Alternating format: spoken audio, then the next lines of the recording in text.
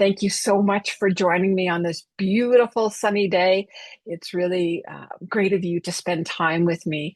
Our topic, of course, is getting ready to downsize. And this is the first in a series of workshops that take you through the preparation of getting yourself ready and getting your home ready in order to make that move that's going to be good for you in the long run, the aging in place solution that many of us are starting to search for. Today is much more a high level conversation about kind of wrapping your head around the idea of downsizing. It is going to focus on what makes your plan unique to you. And then we'll finish off with some more practical considerations. So, again, I appreciate you being here today, and we're going to get started. Welcome. Introduction. I'm going to share a little bit about myself. Here is our agenda. And also, I wanted to make sure you stick around at the end for some special offers. So we have a chat box. I welcome your questions. And if you don't think of them during this presentation, um, feel free to reach out anytime by email, call, text, whichever is most convenient. So there I am on a better hair day. And I started S.M.A.R.T Realty Solutions under the umbrella of Keller Williams Realty, coming up on 10 years ago, which is just crazy to me. This Christmas, it will be 10 years. And fairly soon into my time as a realtor, I realized that I wanted to work with seniors. And so this is how I've really focused my business is on working with seniors, usually 12 to 24 months before they want to make a move. And so we've developed the systems and the strategies to make things as smooth as possible. I also, in the course of my career, have taken some extra qualifications that are dealing with accreditation in the senior space. So we want to make sure that you know you're in good hands. But the primary focus of our time together is going to be informational. There's not a sales pitch here per se. I just really feel, because I used to be a teacher, that people make better decisions when they are equipped with the options. So many of the seniors that we encounter, uh, um, they end up waiting probably longer than they should because they're just not aware of kind of who is available to help and what options exist for them in terms of another property. So we're kind of, as I said, this conversation is going to be high level. We're going to kind of stick to the why and maybe a bit about the where and a little bit about the when. But in subsequent workshops, we get down to the nitty gritty. Okay, so I will keep you apprised of those. So there I am, as I mentioned, downsizing realtor. We have our Chats logo there to remind me to tell you that Chats is our charity of choice. We contribute on a regular basis in terms of some of our fundraising activities in the community. And from transactions, we donate a portion too. So this is community, housing, and transportation for seniors in York Region. So we've been supporting Chats ever since the beginning, and they do wonderful work equipping seniors to stay independent as long as they wish to. So there we go. So here's the introduction. You are joining us here today, either for yourself or for a parent, a loved one, because you can anticipate the time when your home is going to be more of a burden than a blessing. And the truth is that everyone is going to downsize eventually. That downsize can look like different things for different people, but eventually we all do get out of the big house as empty nesters and do something different. The most important thing I want to come across today is that by making a plan, you are the one calling the shots. There are going to be times when people are forced to move out of crisis, that they are not allowed to return back to their home, or they don't have the finances in place to keep it going. They can't carry it any further. These are like the worst case scenarios in my opinion, because you end up making decisions without as many options available to you. Right now, if you are sitting back and downsizing is still months or even a couple of years away, you have the maximum number of choices right now. Later on, if you wait until that window closes and it's forced upon you, you have a lot less say in where you're going to go, how you're going to get there. And I don't love that for you. I want you to make a plan A, and that might be to stay in your house. And a plan B is to where you go next, and maybe even a plan C. So let's get that plan going together, because we know that losing control over your circumstances as you age is a very, very prevalent fear amongst seniors. So if we're starting at the highest level possible, it's about a little bit of a self-reflection activity here about what you place your value on. Are you a person who really values stability, predictability? You like to shop at the same grocery stores and cook the same meals, and you really would like your future to continue along on a continuum of stability. You can see that if you put yourself at that end of the continuum, then you are going to make choices about your downsizing that are not the same as somebody who really is looking for a new experience. Somebody who is ready to ditch suburban or city living and go and try something completely different, whether that is, spending half a year up at the cottage and another half a year somewhere warm. Those two different polarities are going to result in a different path. So, just right now, while you're here, you can even put it into the chat box if you wish. If we were to say 0 is freedom and 10 is stability, where are you in that line? And of course, most people are looking for a combination, right? Not too many people are, a 10 or a 0. It's somewhere along there. But knowing yourself is going to be a key part of this exercise of creating a plan. So what do you want out of your retirement years, your golden years, your third act? I can speak for myself. I am 5 years away from wanting to make a pretty big move. And I know that I'm ready for a different type of living. It's also important that spouses kind of get on the same page and make the compromises. That's another conversation, though. So, your preferences can help you both rule in some options and rule others out. And that ruling out is just as valid, just as important. So again, understanding what is your pull.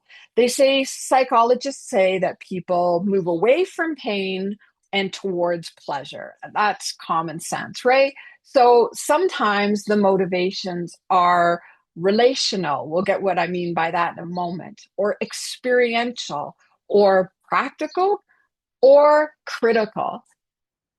What is making this even a question in your mind? Is now the right time to downsize? These, again, everyone's a mixture of what this can look like, but what is pulling you away from the home you're in right now? What is motivating you to consider making a change? And I just want to further examine. And I want to ask you, while you're listening to this information, to see which resonates most deeply with you. And again, welcome your comments in the chat box.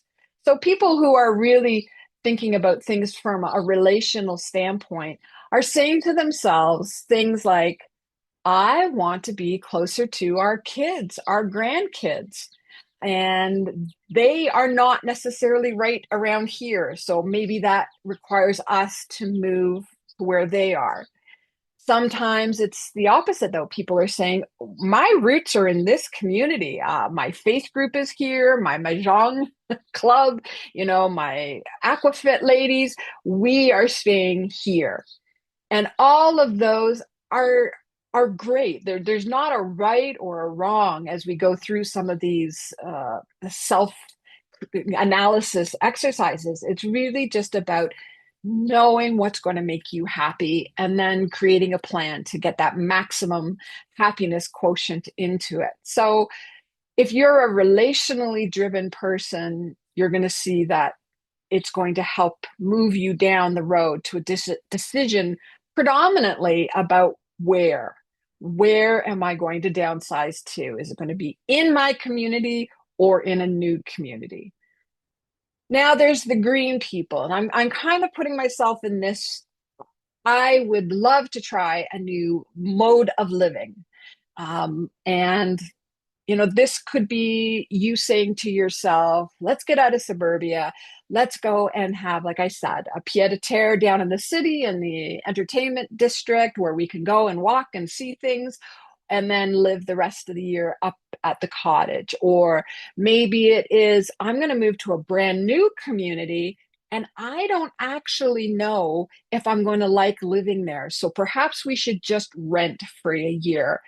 I've had clients do this actually a couple of times now. One client moved to the young Eglinton area and rented a condo for a year before purchasing, just to make sure it made her happy. And another client who rented for a year when moving to Canmore, Alberta, because he didn't know Canmore, Alberta, and didn't know if there was a better or lesser place to live. So, this idea of trying things out in a new chapter is going to be what motivates some seniors to get their head wrapped around making that move.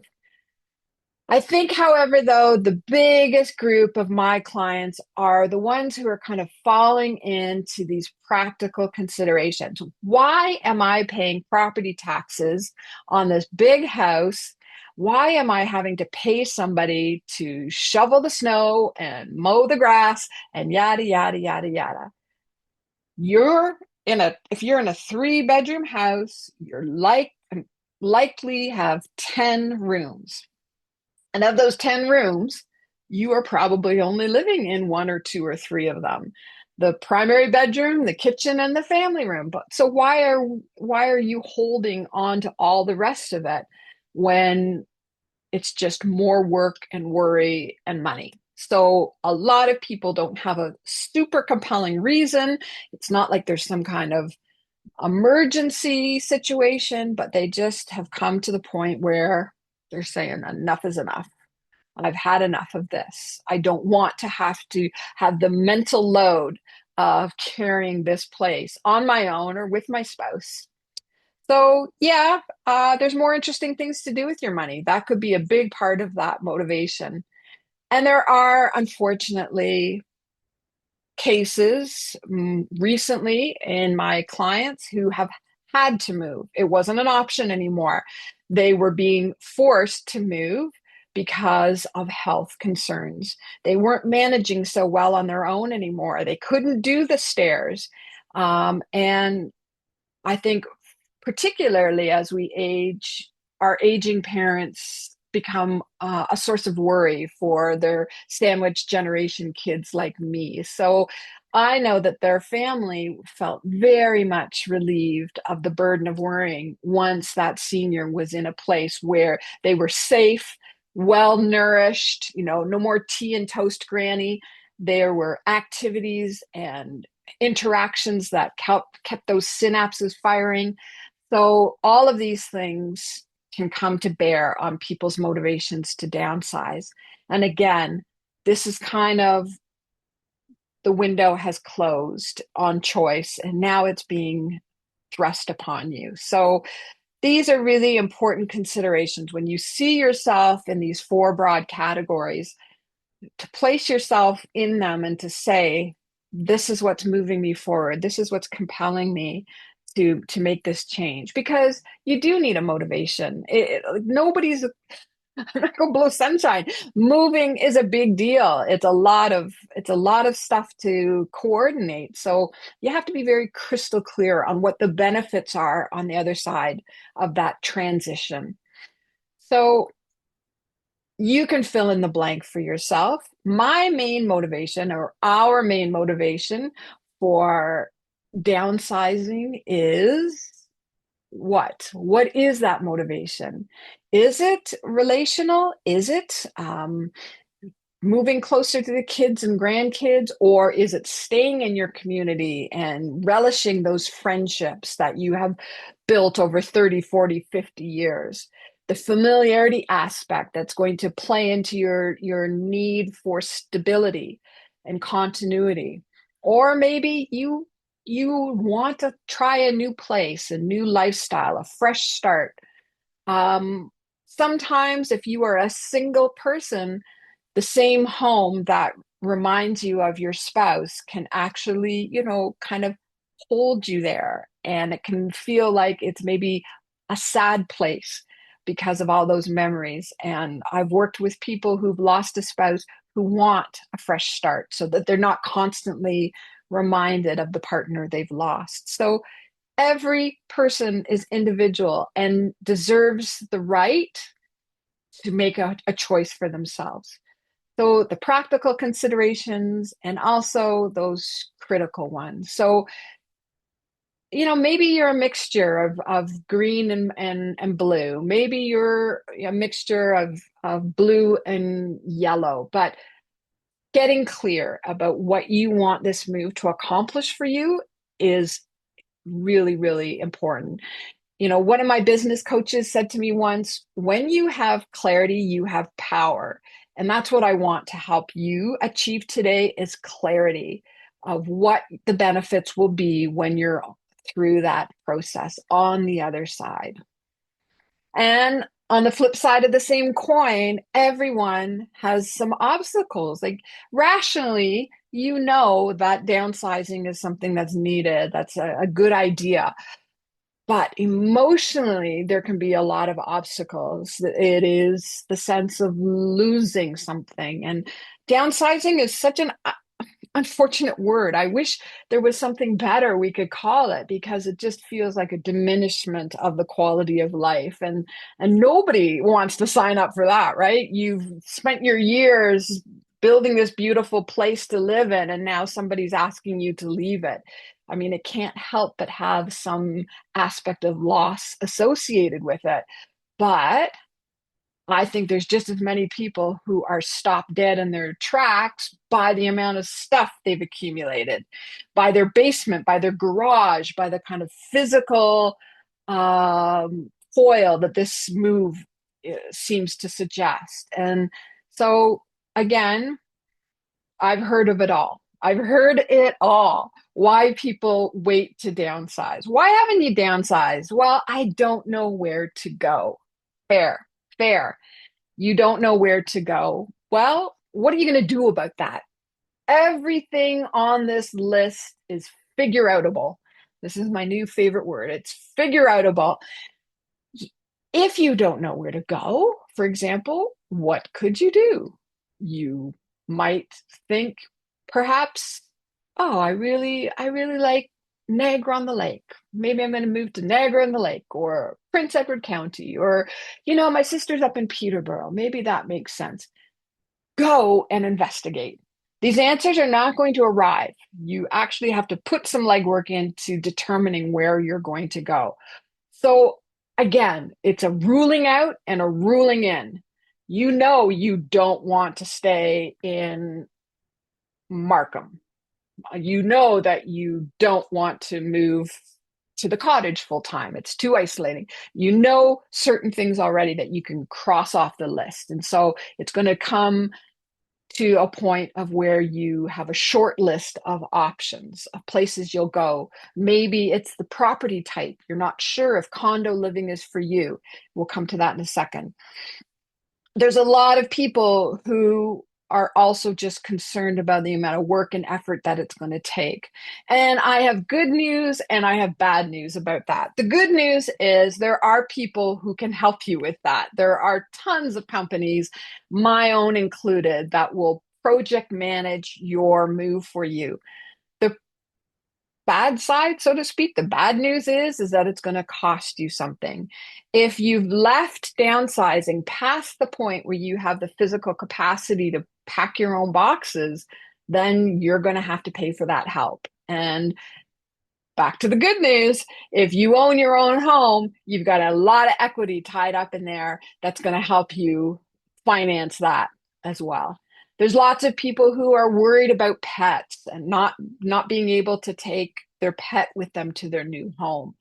And I'm going to tell you, we've been compiling a database of condos and their pet regulations because so many of my seniors want to go to a condo and want to bring their dog, and that's absolutely possible. There's also things like I love my garden. It's my happy place. I need to get my hands dirty. Well, we've got some solutions for you there too. Maybe it's going to be a condo townhouse where you have a backyard that most of it's taken care of, but you can still have a little patch for flowers or tomato plants or whatever that means to you.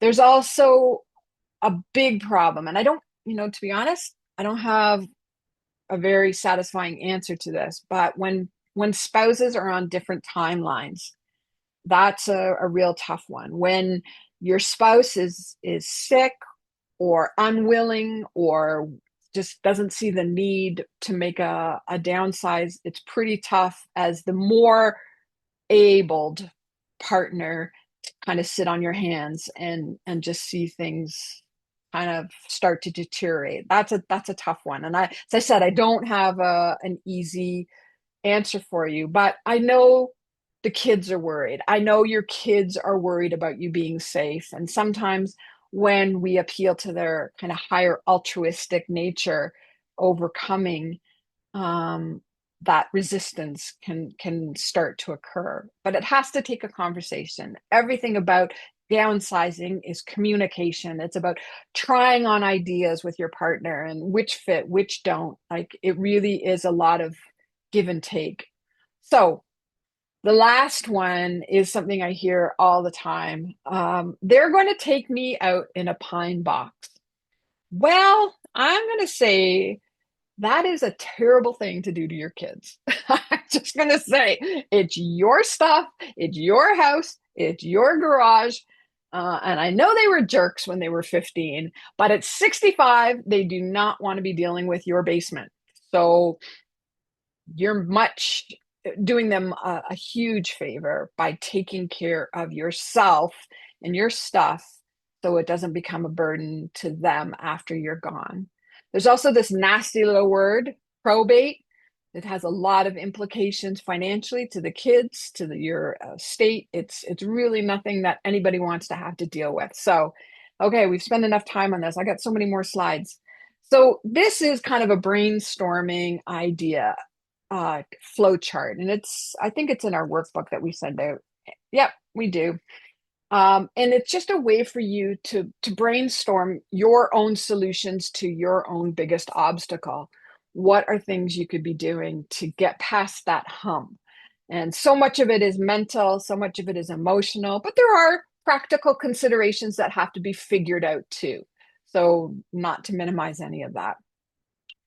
But again, I want you to catch a vision of what downsizing can do for you, what it's going to do for your family, to be relieved of that burden, and to know that you are safe and secure. That's a big part of it.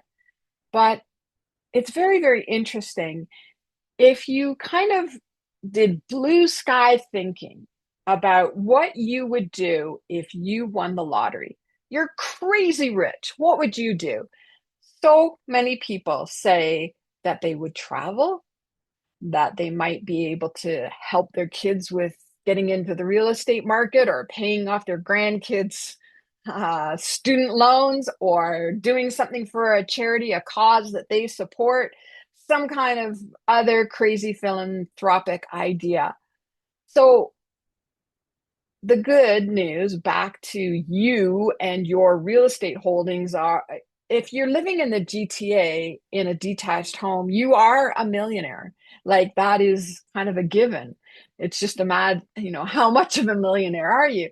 So if you take this blue sky thinking of cashing in your lottery ticket You're living in kind of the equivalent of a little smaller lottery ticket, but the money is there. The equity that you have been acquiring over all these years, all these decades, these could bless the people around you. This could actually enhance your lifestyle rather than just living in this bricks and mortar box that is storing all your stuff.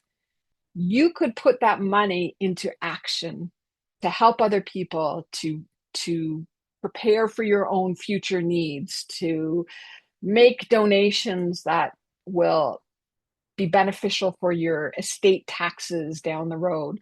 And it's interesting, according to Ipsos Reid, 19 times out of 20, plus or minus 3%, 17% of Canadians with real estate holdings who are my age and older would consider downsizing as a as one way to help their adult children get into the real estate market.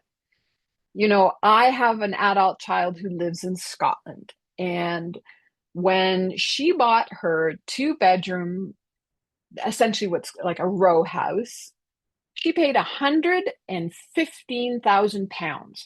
Now, even with the exchange rate, that's crazy cheap. We just happen to live in one of the most expensive real estate markets in the world. So, no wonder our millennial kids have a hard time getting in or moving up or whatever it is. So, you are sitting on money that has so many other uses, so many more worthwhile applications. Tool, it's a tool. All right, so catching your vision of what that money can do, put into action, can be a very powerful motivator for some of my downsizing clients.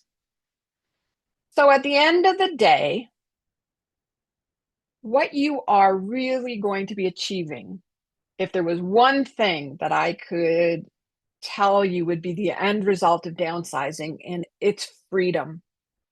It's really freedom sizing. I don't even know. That's not a word, but it's going to free up time that is now being taken up with maintaining a property. It is going to free up money. I can prove this to you in a second, exactly how much money it could free up from you. It's going to allow you to develop um, a different purpose in your life other than maintaining a big house. It could be something where you want to spend more time on causes, charities, activities that are meaningful to you rather than having to worry about this house. And perhaps even freedom in relationships. The idea that you could turn the key, have the money, and go and visit those kids wherever they are, or grandkids, or go check out that grandson's graduation. Those things are what really our money, is supposed to be used for, those relationships. And homes don't make us happy. People and experiences and relationships, that's what makes us happy. So just as a kind of a final mission statement, this is something you can write down for yourself. It's very unique to each individual, but by having this goal in front of you, it can help you to skive off the options that are not going to fit this. Maybe you're saying to yourself after downsizing, we will have fewer or less responsibilities, chores, bills, debt, I don't know, whatever it is for you, while having more or increased time, um, freedom, money, like all of these different things, and maintaining blank autonomy, lifestyle, control over your own future. These are things that really matter to seniors. So, this is a snapshot of the mental processes that are required to wrap your head around this idea of making a big change. And I get it. It is scary, it is daunting, it's a whole bunch of things. when you've been in a place 20, 30, 40, my latest client, 51 years, these are things that obviously need a lot of mental time to ponder through and to understand. But at the end of our time together, you're going to have the framework for a decision making apparatus that feels good for you, that is suited to your needs. So just hang on. I wanted to remind everyone that we will be sending this out to you along with the copy of the workbook that accompanies it. So, you'll be able to review it maybe with your significant other, with your spouse, husband, wife, your kids. All of these are really great conversations to start having. But it starts with yourself having a vision of what downsizing can do for you. Okay, so we're starting to work around the why. Why are we doing this? And how do we overcome the obstacles? The next thing is that we want to figure out, kind of in broad strokes, where will we go? What kind of housing option really suits those goals? And there's two basic forks in the road. You can sell your larger home and buy something, or you can sell your larger home and rent something or lease it. Same thing. But what are the implications? What are the pros and cons of each of these options? Well, let's just look at the kinds of things you could purchase. Your next home might be a smaller home in your same area, your same general community. It could be a smaller home outside the GTA where your money goes so much further, unbelievably further. As soon as you get out of the GTA, really, you really have a lot more that you can do in terms of the prices being so much more affordable. You could buy a condo or you could buy a leasehold property. Now, that might be an unfamiliar option for you. We'll get to it in a second. But for right now, these are kind of the general broad categories of where you could expect to buy something. So there are pros and cons. This is just, an overview of them. Obviously, everything about a smaller home is cheaper, right? Your utility bills will be lower. If you have to do a renovation on a small kitchen, it's less than a big kitchen. The amount of maintenance, everything is easier about that. And you still have a fairly large chunk of your money tied up in nope, in a tax-free vehicle. So there is no capital gains tax, any tax on that smaller property as it grows in value over time. So that's great. But you really may not have freed up as much cash to pay for your lifestyle as you might imagine. And you still really have quite a bit of responsibility in terms of maintaining the exterior of the building and the windows, the furnace, all of that. If any of that happens, you still have those embedded costs. The other option we talked about was a condo. Condos are really tough for some people to accept as an option because it's communal living and it's an entire lifestyle change that you've got to be willing to abide by the rules of smoking and pets and barbecues and all of that. And it's going to vary from building to building. Every condo board makes up its own rules, but nonetheless, you are subject to those rules. Another big problem that a lot of people who've owned a detached home before have is with the condo fees. And they think somehow that these are just going to rise willy-nilly and they're going to have no control over it, or they're going to get dinged with special assessments, yada, yada, yada. No, we do our due diligence ahead of time and make sure that that condo is financially healthy before any offer gets firmed up. The big advantage of the condo is that you can turn the key and leave. And it doesn't matter if you're gone for a week, a month, a year, it's still going to be taken care of. And most condos these days are very accessible for mobility concerns. They can be retrofitted with, roll-in showers. There's all that kind of thing. And it is the way that you will probably have like a very big chunk of money left over to invest for your future needs. So there's no there's no wonder why condos are a very popular option among seniors because of their affordability, convenience, safety, all of those things. It's important to recognize, though, that everybody thinks of a condo apartment as being this one on the left, this high rise where you're in this tiny little shoebox in the sky, 2 bedroom, 2 bathrooms, 700 square feet. Yeah, those exist. But so do all of these other things that are condos. There are low rise or boutique condo buildings that are very popular with seniors because they're low density. There's also condo townhouses where you're living in a 2 story or 3 story building where all of the outside grounds maintenance is taken care of for you. And there are actually detached condos that exist. So every one of these has its pros and cons.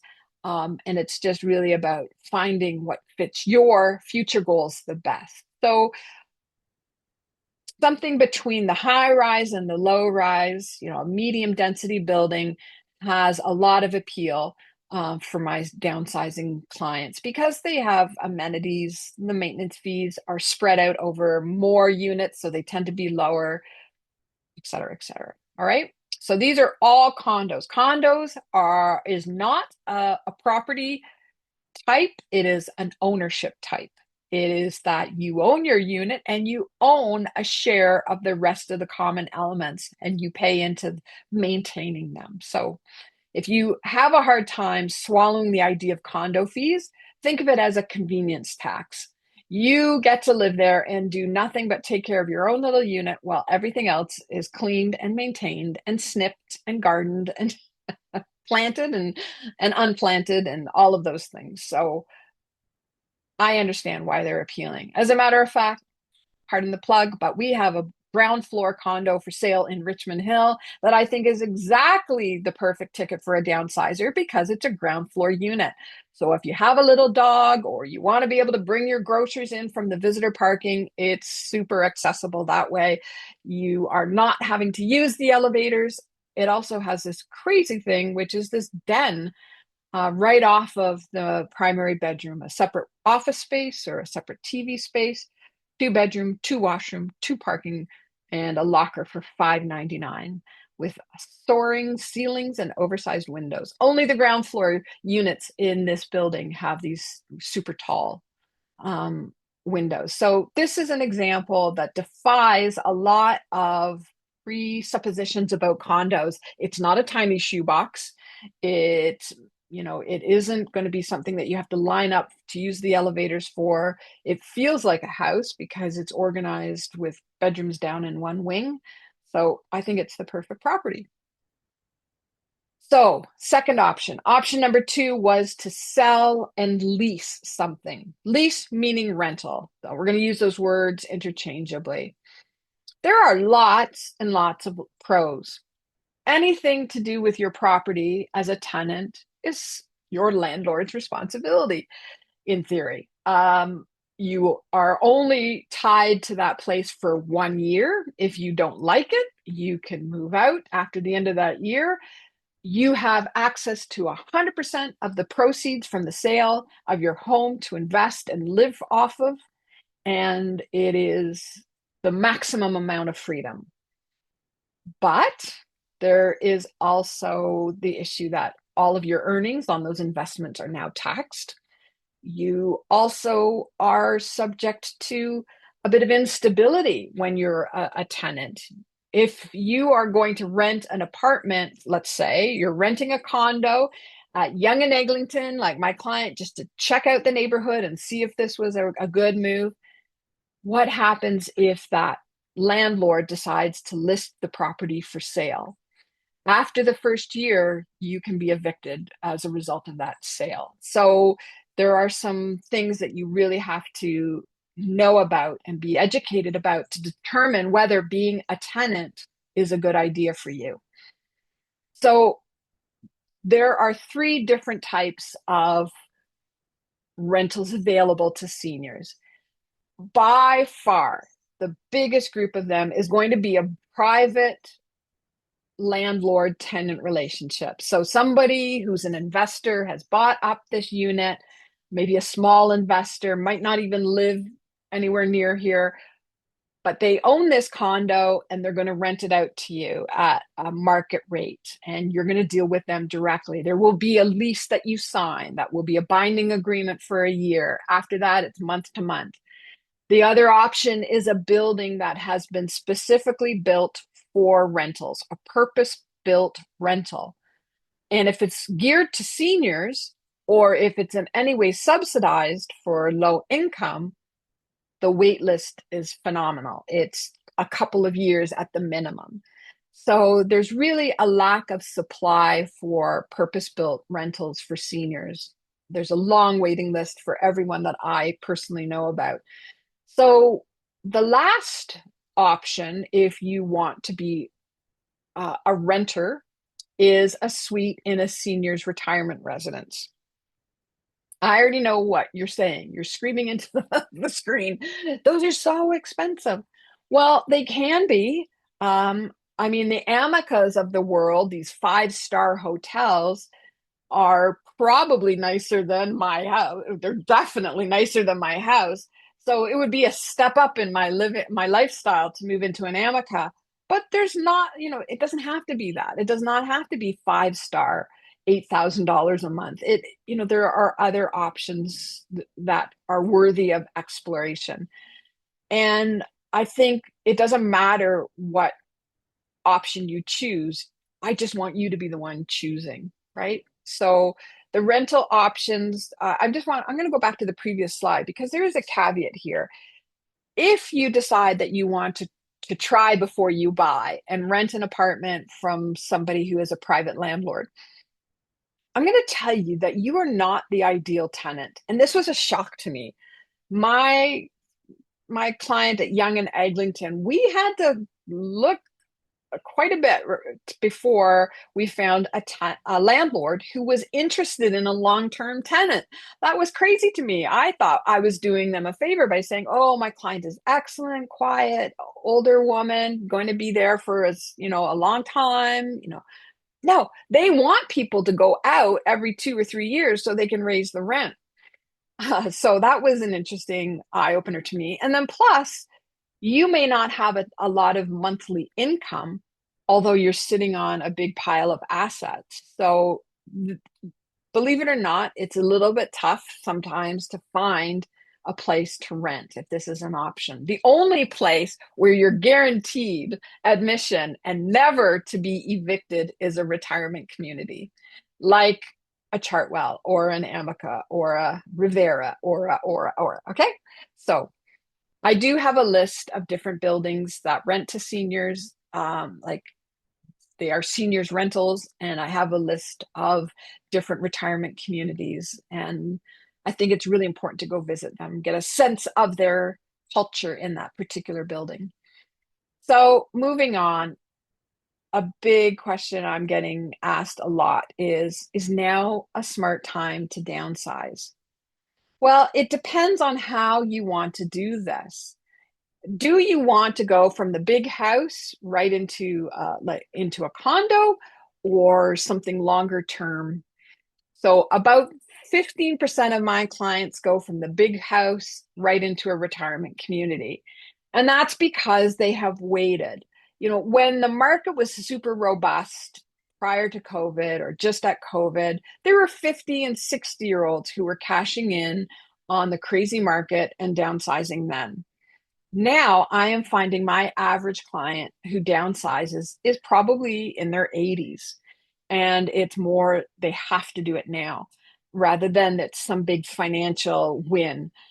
So that's kind of, you've got to figure out, am I going to do it incrementally or am I going to wait and do it in one big move?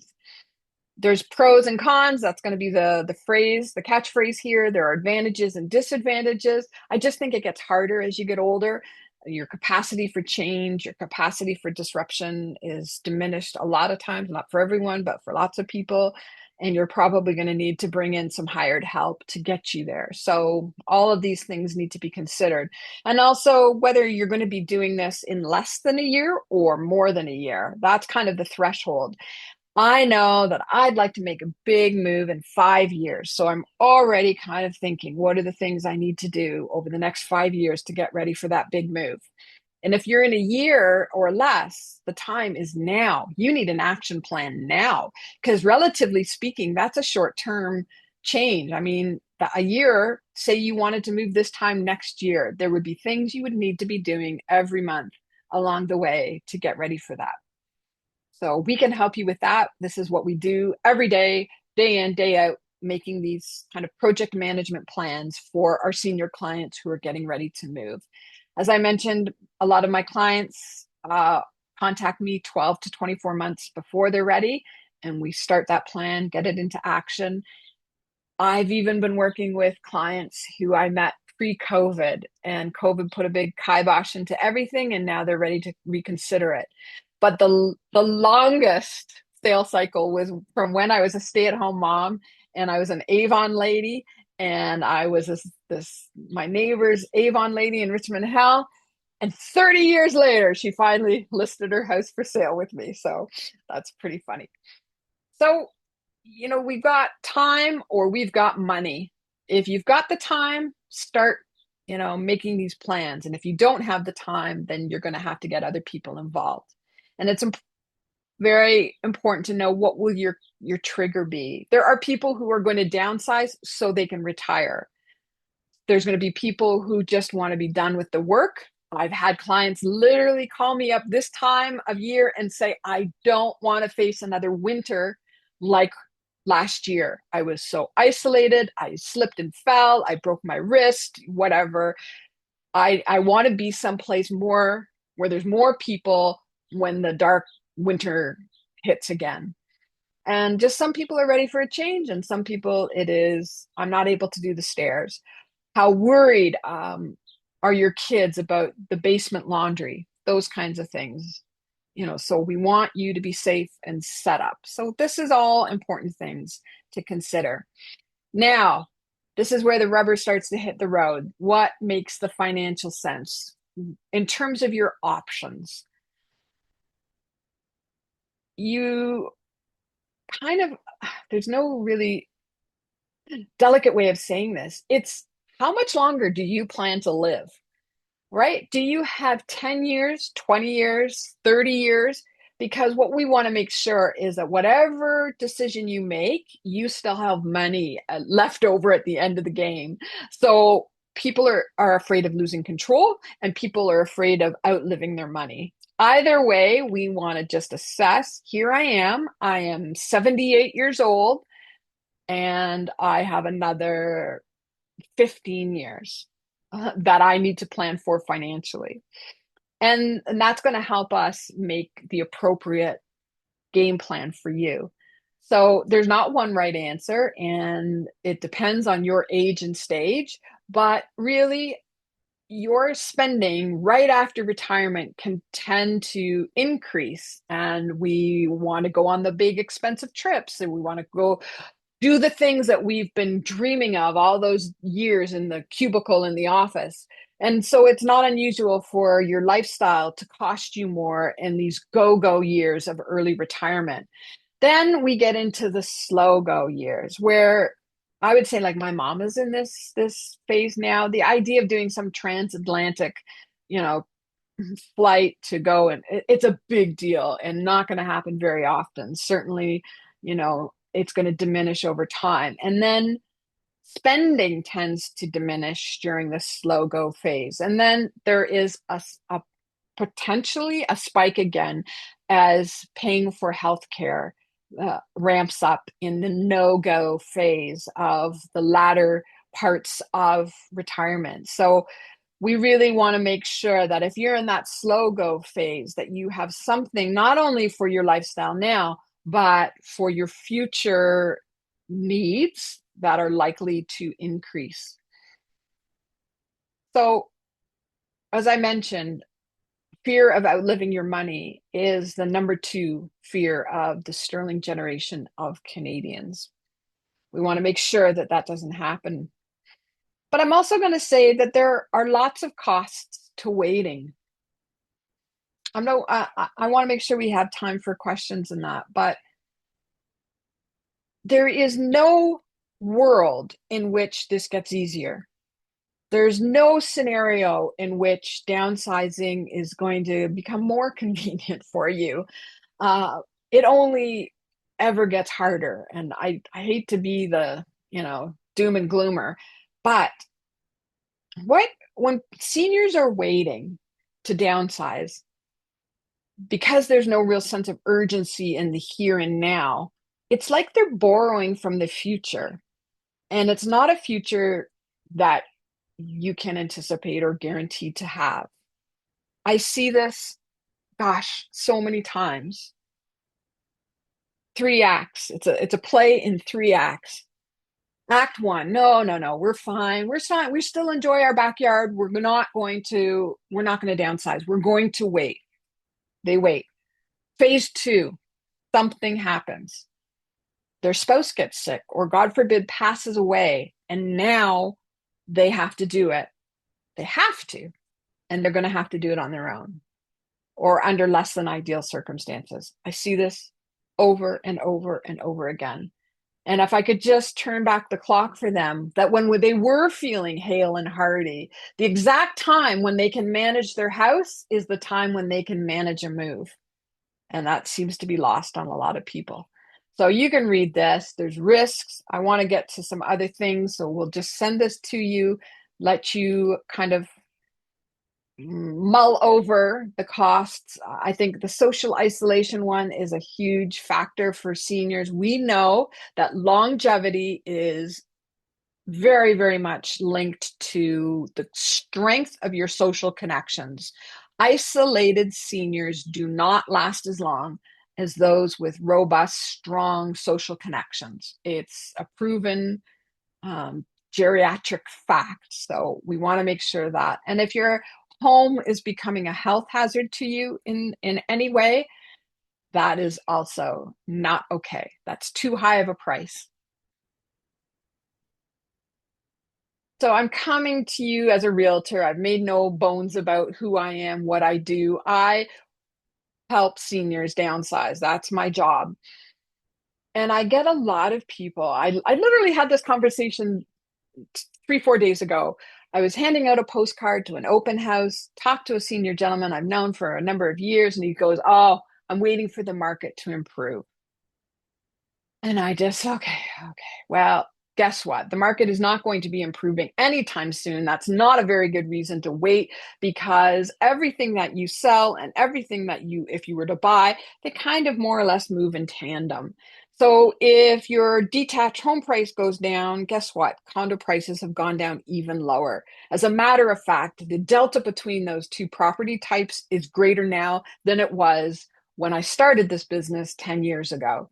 So, relatively speaking, you're better off. You're going to have more in the nest egg in this kind of market than you will when the market picks up again, because whatever you sell will be increasing in price, but so too anything you buy. Rising water floats all boats. What matters is the timing for you. The market is what the market is. Don't That's not the most important thing. The most important thing is your life. Now, I borrowed this from a guy that I follow. He's an economist. His name is Daniel Foch. And there is no doubt housing prices have dropped. This is Canada wide, and it's going to be very, very specific to the property type and the neighborhood you live in. This is just a Canada wide generalization. And they are supposing that this is something very similar to the crash in the 1990s, and it's going to take probably the better part of 8 to 10 years to regain that lost ground. So the idea of waiting until the market picks up is probably not a great strategy. And this came from the May 2026 Toronto Regional Real Estate Board. I pulled it out this morning. And if you look at the different types of property, the nest egg is actually grown. So yes, your detached house in Richmond Hill is worth this, but the average condo is worth this, and that is going to give you a big chunk of money to invest and pay for your retirement. So then I used my good friend ChatGPT and asked, what are the actual costs of investing? My my premise here is that your money will do better in investments than it will do in the real estate market. So if we were to take the proceeds from this typical sale, 1.3, buying a condo worth 8, you'll have, after all said and done, you will have about $475,000 to invest. Now, I know I went further in this. It got very complicated in my calculations about the difference in the tax, right? Because if you have to take that money and invest it, you will pay some nominal tax on that. So there are other implications, but I'm just saying, in pure terms of real estate, this is a great way to pay for your lifestyle.